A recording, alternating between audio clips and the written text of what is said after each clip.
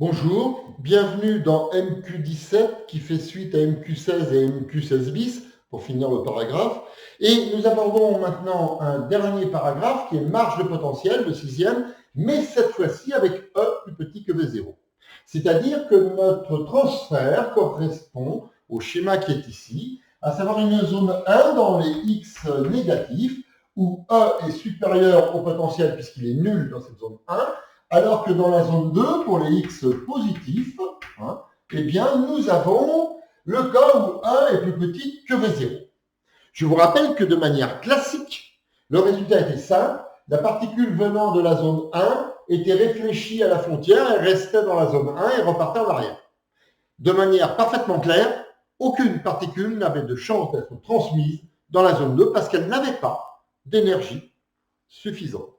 Nous avions signalé que le principe d'incertitude sur l'énergie nous permettait de penser qu'il n'était pas impossible que ce manque d'énergie dans la zone 2 puisse être emprunté pendant une durée assez courte, de manière à ce que, de manière fugace, pendant cette durée, la particule possède l'énergie suffisante pour explorer ce qui se passe dans la zone 2. Nous allons voir ce qu'il en est clairement dans cette résolution. Bien.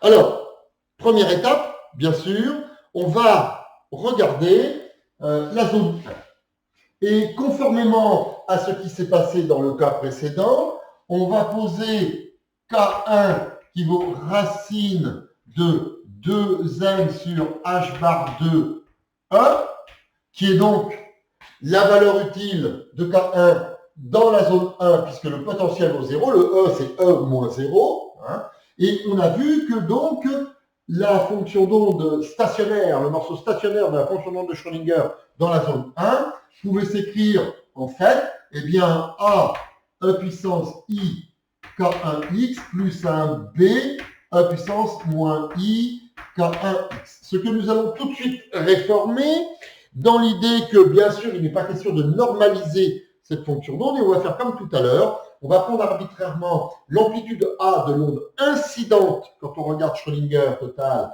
eh bien, qui vaut 1, et l'amplitude B de l'onde réfléchie qui va valoir R en tant que coefficient de réflexion. Donc, on va passer à quelque chose qui va s'écrire E puissance I K1x plus un certain R, dans ce cas-là, E puissance moins I K1x. Voilà, c'est conforme à tout à l'heure. Nous allons prendre une écriture de ce type-là. Bon. Pour ce qui est de la zone 2, la chose est plus délicate. Et oui, on va poser ρ égale, eh bien, la racine carrée de 2m sur h bar 2, mais facteur de V0 moins E.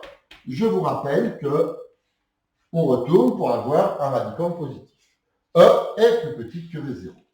Et on a vu qu'en général, que phi2 pouvait s'écrire c fois E puissance rho x plus d fois E puissance moins rho x.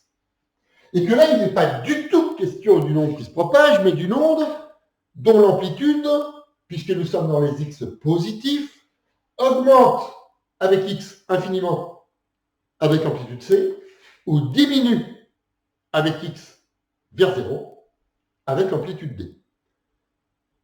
Si déjà en mécanique classique, la possibilité de trouver la particule du côté 2 était complètement nulle, en mécanique ondulatoire, on peut peut-être la trouver, mais certainement pas avec quelque chose qui amplifierait cette possibilité, cette probabilité, c'est-à-dire qui augmenterait avec x.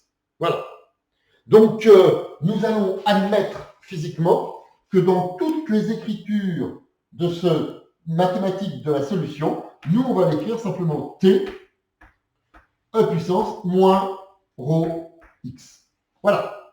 T étant le coefficient de transmission, et on fait comme tout à l'heure, on introduit un coefficient de réflexion, un coefficient de transmission, R complexe, T complexe, mais on ne garde que la partie ici qui va décroître avec x, puisqu'on est dans les x positifs. Voilà, la chose est claire, nette et entendue.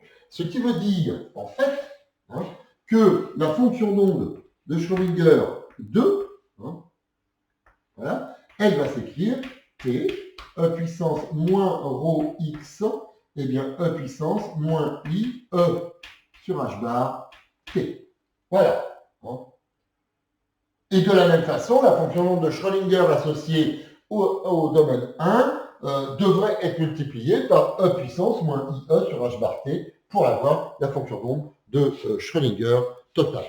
Donc là, nous avons quelque chose d'un peu étonnant où on voit que la fonction d'onde n'est pas nulle dans la zone 2. Bien. Comme elle n'est pas nulle, quelque part, il se peut qu'on la trouve. Alors allons-y et regardons. On va appliquer les conditions de passage. On a phi 1, on a phi 2, hein, et on va dire que phi 1 en 0 égale phi 2 en 0. Et nous dirons que la dérivée de phi 1 par rapport à x en 0 vaut la dérivée de phi 2 par rapport à x en 0, puisque on passe de 0 à v0 et que cette discontinuité est finie. Voilà. Bien. Donc, si on écrit que phi 1 égale phi 2 lorsqu'on fait x égale 0, les exponentielles présentes, je dirais, avec x égale 0 valent toutes 1, et on retrouve le fréquemment présent 1 plus r égale t. Bon. Pour continuer, il nous faut les dériver. Donc, en fait, d de phi 1 sur dx, c'est donc la valeur suivante. Eh bien, i k1 facteur de e puissance i k1x moins i k1r e puissance moins i k1x. Voilà. Et d phi 2 sur dt, c'est donc égal à moins rho t e puissance moins rho x. Et donc, eh bien, appliquer la continuité de la dérivée première de la fonction d'onde par rapport à x à la frontière nous ramène à avoir des exponentielles qui sont toutes égales, bien que n'étant pas de même exposant, mais quand x vaut 0, cet exposant dégénère en une valeur 0, donc l'exponentielle vaut 1. On voit qu'on obtient ici un i k1 facteur de 1 moins r. On a donc i k1 facteur de 1 moins r égale ici moins rho t. Voilà. Et donc, on peut arranger ceci en disant qu'on a 1 plus r égale t et qu'on a 1 moins r égale moins rho sur ik, mais moins 1 sur i, ça fait i égale i rho sur k1t. Voilà. On a donc ce système-là. Et on voit que, comme d'habitude, si on fait la somme, on enlève r, on va avoir t. Hein, et après, on aura r en disant que c'est t moins 1. Donc, on voit bien à vue d'œil que t est égal à 2 divisé par 1 plus i rho sur k1, comme ceci, et que r égale à t moins 1. Donc, ça fait 1 moins i rho sur K1 divisé par 1 plus i rho sur K1.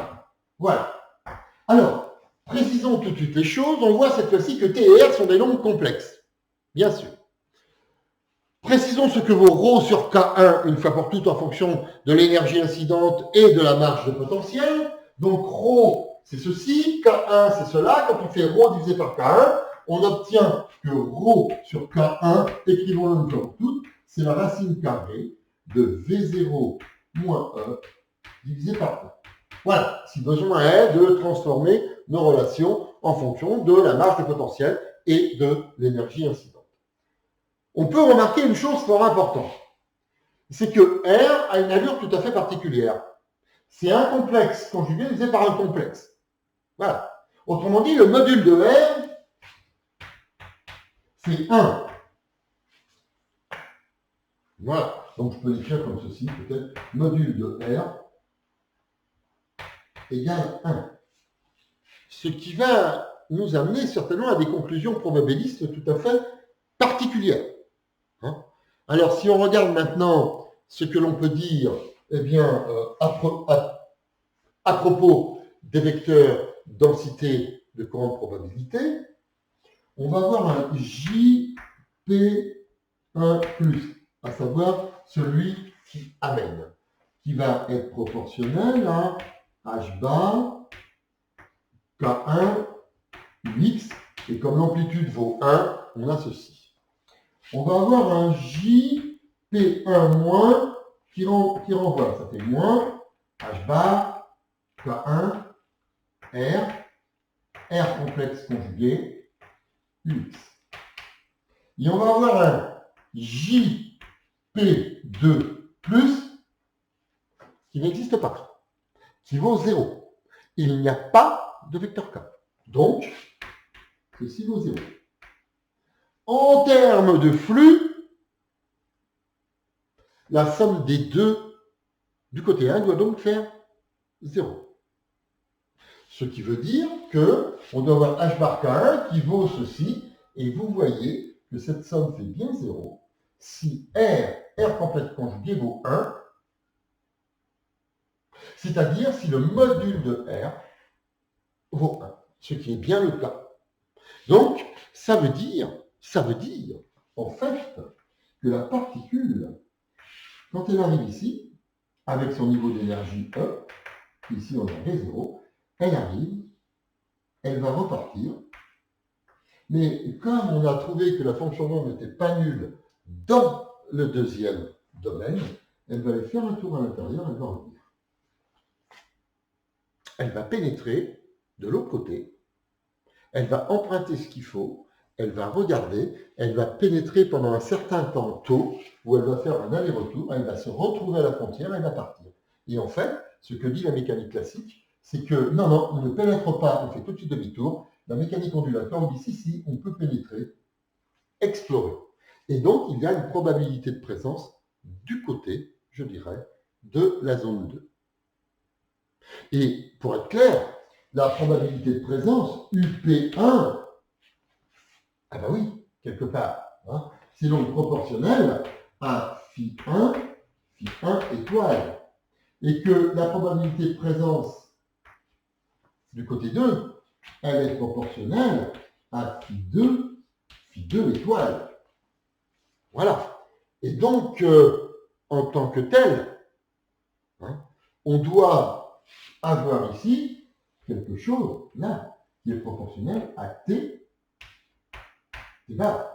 T étoile, T complexe conjugué. Et vu l'écriture de T, ça fait évidemment pas 0. Et donc, hein, on doit avoir, si on regarde bien, puisqu'on a T E puissance moins rho x, on doit avoir ici, hein, oui, j'ai écrit un peu large, je l'aurais écrit, excusez-moi, en repoussant sur la gauche, on a UP2 qui va donc être proportionnel à T complexe conjugué, voilà, la chose est bien claire, hein, et on va avoir ici E puissance moins 2 rho x. Et on voit que la probabilité de trouver la particule dans la zone 2 décroît exponentiellement, puisque la fonction décroissait en E puissance moins rho x, et la probabilité en moins 2 rho x, puisque c'est psi étoile. Voilà. Voilà pour ce qui concerne MQ17. Nous avons donc vu qu'il était possible que la particule passe dans une zone interdite. Nous comprenons ça en utilisant le principe d'incertitude de Heisenberg sur l'énergie, à savoir qu'on peut emprunter ce que l'on n'a pas à un temps assez court, hein, et que donc entre delta E qui manque et taux, durée de l'emprunt, un petit voyage de durée taux dans la zone 2 se traduit par rapport à la mécanique classique à un retour, oui, une probabilité qui vaut 1 d'être réfléchie, mais pas tout de suite, un déphasage. Voilà, un déphasage qui est traduit dans R bar, hein, qui fait que eh bien, la particule emprunte, fait un tour, revient, et de toute façon est, au bout du compte, réfléchie. Voilà. Voilà, ceci termine MQ17, ceci termine, je dirais, la mécanique ondulatoire, et rendez-vous dans MQ18 pour la mécanique quantique. Au revoir.